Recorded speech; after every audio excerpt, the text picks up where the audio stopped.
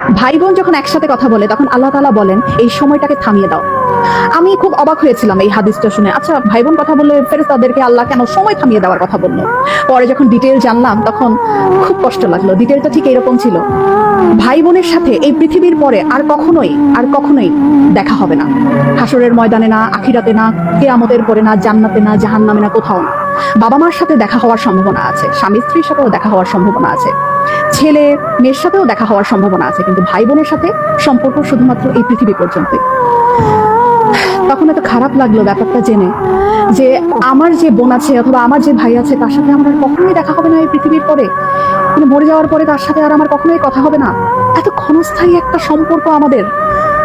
যারা সম্পত্তি নিয়ে ঝামেলা করে ভাই বোনের সাথে কথা বলে না, যারা অনেক ঝগড়া বিবাদের কারণে ভাই বোনদের সাথে কথা বলা বন্ধ করে দেয়, তারা না করেন না এই ব্যাপারটা। সময়টা না খুব কম, আমাদের খুব কম।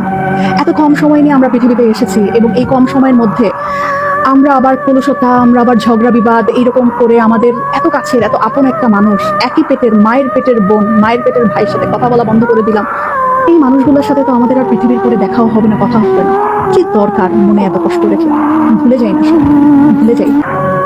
অল্প একটু সময়ের ব্যবধান, তারপরে সব নাই, শেষ।